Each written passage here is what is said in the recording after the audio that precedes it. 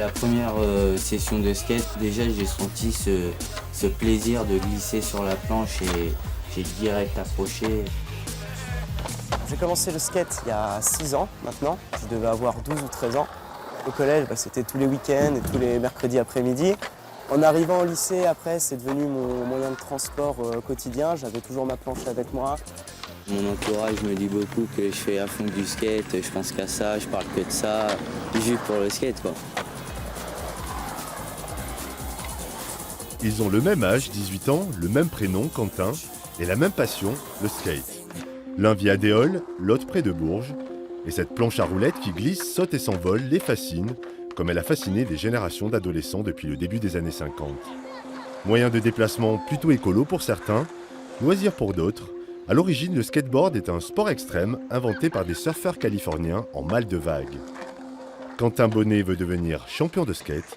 Cette année, il va tout donner pour son rêve de gosse. Ok, Quentin, il fait bon, on va pouvoir en profiter. Déjà, on va s'échauffer un tout petit peu, on va faire le tour de la piste. Ouais. Et puis après, on commencera un peu par le flat, par le street, parce qu'il y a 2 heures de street avec les street league et la street flow. Et on finira par le ball, comme ça tu seras un peu plus chaud. Quoi. On va pouvoir enchaîner tranquillement. Le petit ollie, mais pas trop de suivi, on va juste se chauffer au début. Je te suis, vas-y. Flat, street ou ball, dans le monde du skate, on speak English. Des mots qui désignent des zones du skatepark. Le flat, une route lisse. Le ball, le fond d'une piscine vide. Et le street, une place urbaine. Dans ces environnements différents, le rider doit réaliser des tricks, c'est-à-dire des figures. Et ce sont elles qui rapportent des points. Pour pouvoir en marquer un maximum, Quentin s'entraîne jusqu'à 5 heures par jour. C'est des nombreuses heures de travail à essayer des figures, à tomber, à se faire mal, à travailler, à recommencer. C'est un casse-tête pas possible. Le problème c'est quoi, voilà, les gens ils me prennent entre guillemets pour un jeune qui roule pour se faire plaisir, pour se détendre, mais ce qu'ils savent pas c'est que derrière, voilà quoi, moi je travaille, je fais des compétitions. Tu peux monter un peu plus haut. Avec un peu plus de vitesse, je pense que ça devrait le faire. Yes. Pour la première fois à Tokyo en 2020, le skateboard sera une discipline olympique. Et ce rendez-vous se prépare dès aujourd'hui. Si on fait bien les compétitions fédérales pendant 1 an, 2 ans, peut-être qu'il y aura une chance, peut-être qu'il puisse se trouver en équipe de France. Ça, c'est l'avenir qui nous le dira, mais l'entraînement surtout. Il faut qu'il travaille. Et la chance qu'on a ici à Châteauroux, c'est que à Châteauroux Métropole, c'est qu'on a les structures pour l'entraînement en fait.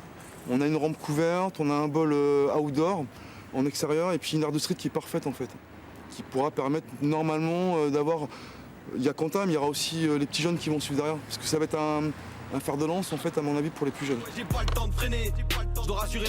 Mais Quentin est un jeune homme comme les autres. Il y a quelques mois, il a obtenu son diplôme de chauffagiste. Et avant de chercher un travail, il rêve de décrocher les étoiles. Sincèrement, j'ai eu peur au début, parce que je me disais, le skate, c'est pas un métier. Mais bon, là, il a un métier en poche, il peut sacrifier 1 année de sa vie pour essayer de réaliser son rêve, quoi.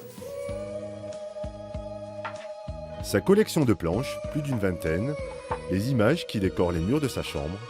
Chaque soir, Quentin s'endort sur la planète skate, une question d'équilibre. Quand j'ai des problèmes, je fais du skate comme ça, j'y pense plus. Ça me canalise aussi, comme ça, dès que je suis trop énervé, dès que je suis hyperactif, je vais faire du skate, comme ça m'amuse quoi. Et comme ça, au moins, je suis sûr de dormir le soir, je fais pas de conneries à la place, enfin de bêtises. Canaliser l'énergie de ces jeunes fous de la glisse et en faire un atout, un pari pour la métropole de Châteauroux.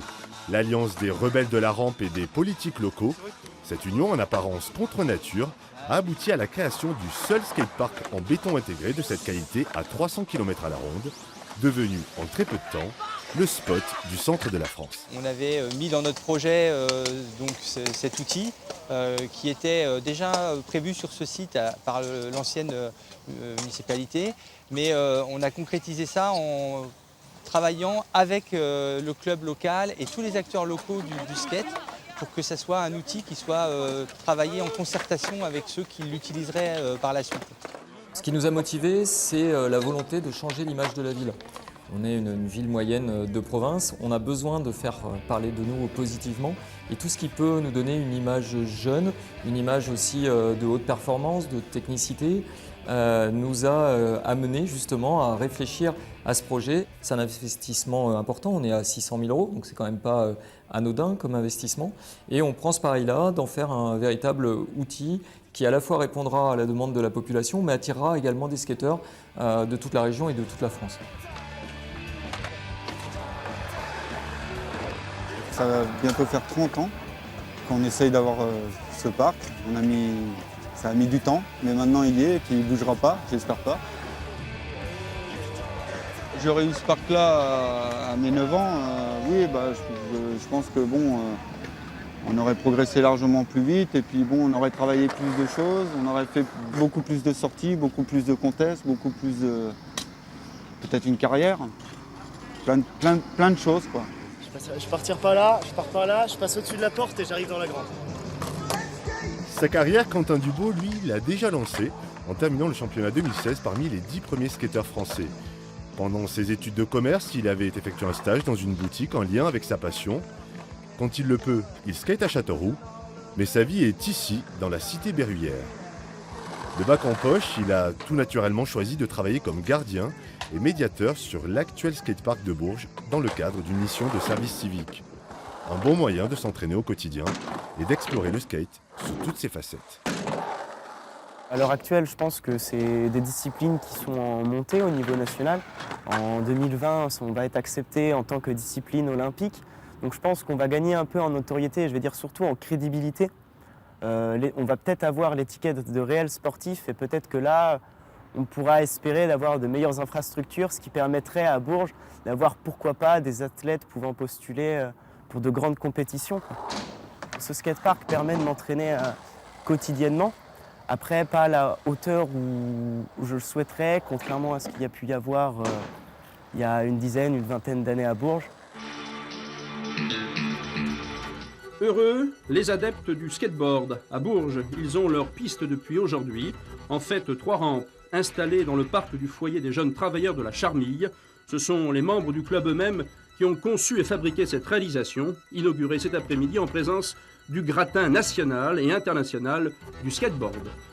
Tout le monde pensait que c'était des pistes construites par des Américains, donc pour les jeunes c'était déjà plus que valorisant. Et puis pour tout le monde, le challenge il était remporté. Retour au milieu des années 80. Cette rampe de 14 mètres de large, unique en Europe à l'époque, et installée au Prado, a été entièrement faite maison. Elle a ouvert un véritable âge d'or du skateboard à Bourges, sous l'impulsion de cet homme, Nicolas Malinowski. On a eu les meilleurs mondiaux il y a quelques années. Aussi étrange que ça puisse paraître, on était vraiment le point de chute européen du skate. Ici à Bourges, au Prado, on a pu voir défiler Mike McGill, qui est l'inventeur du 540, enfin un tour et demi en l'air sur un skate, Keith Stephenson, Kevin Stab, Marc Gonzalez, qui est un génie de ce qu'on appelle aujourd'hui le street skate. Et puis, la légende du skate, Tony Hawk, quoi. Alors ici, vous aviez 2 rampes, 2 grosses rampes de renommée internationale qui étaient installées, dont une qui pouvait être démontable et transportable pour de l'événementiel et qui a été installée notamment au milieu des bassins du Trocadéro. À Paris, c'était en 1988. Prenez une rampe, la plus grande d'Europe. Un public de fans, quelques cinglés, et vous aurez un aperçu du 11e championnat de France organisé ce week-end. En 1990, les Berrichons associés organiseront la Coupe d'Europe au Palais d'Oran.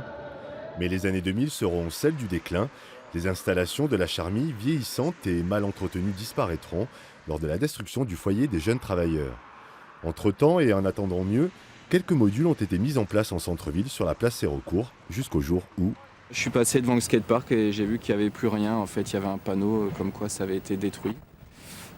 On n'avait pas été prévenu. J'ai appelé le président de l'asso, j'ai appelé différents membres pour savoir si en fait peut-être quelqu'un avait été contacté. Personne n'avait été contacté, donc j'ai découvert ça comme ça. Et puis j'ai appelé moi de mon initiative la mairie en fait qui m'a dit que oui, ça avait été fait dans l'urgence et qu'ils n'avaient pas eu le temps de prévenir l'association en fait. Et puis il y a eu le nouveau skatepark pour lequel il y a eu des discussions aussi ensuite, mais qu'on avait conseillé de ne pas faire comme ça puisque c'est complètement inadapté selon nous, selon les pratiquants. C'est démotivant. Surtout que c'est une bonne discipline parce que c'est intergénérationnel, il y a autant des jeunes que des anciens qui viennent. Tout le monde se parle, tout le monde échange, il n'y a pas de compétition et il y a de la motivation, tout le monde s'entraide et tout le monde est content quand tout le monde réussit, mais le nouveau skatepark est comme on le dit, petit et une fois qu'il y a une bonne dizaine de pratiquants dessus, il deviendrait même quasiment dangereux. Cet épisode a douché les espoirs des riders berruyers. Eux croyaient dur comme fer à la création d'un skatepark en béton. Ils ont même présenté un projet resté lettre morte. La porte est ouverte, le dialogue n'est pas rompu. Voilà, c'est aussi à eux de revenir me voir, il n'y a aucun problème. Mais je travaille dans le sens pour que nous ayons un skatepark à Bourges. Est-ce qu'on peut s'engager sur une date, vu que les JO sont en 2020, est-ce qu'avant... Le maire s'est engagé sur 2018, lors de...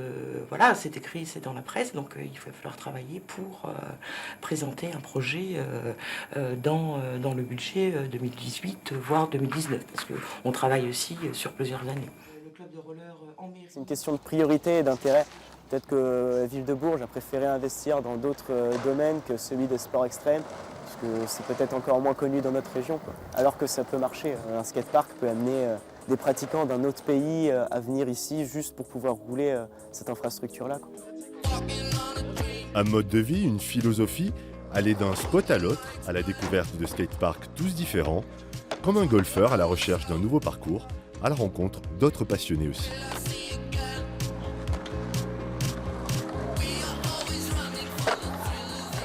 Sur Facebook, on se suit. Ouais, c'est ça, on s'encourage un peu l'un à l'autre, puis quand on skate ensemble, on est toujours là un peu à s'entraider. Ouais, voilà, c'est ça, il y en a un qui va mettre un truc que l'autre va pas mettre, donc du coup on va se coacher un peu.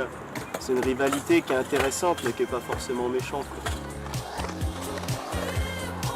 Ça pourrait être intéressant qu'on produise une vidéo tous les deux, vu qu'on est au final dans une ville différente, mais on n'est pas si loin l'un de l'autre, et puis on se ressemble sur pas mal de points. Pour pouvoir toucher plus de monde à deux au final, et pouvoir pourquoi pas recruter des sponsors ou une aide quelle qu'elle soit, quoi. Ouais, ça c'est en prévision de faire un petit montage à deux.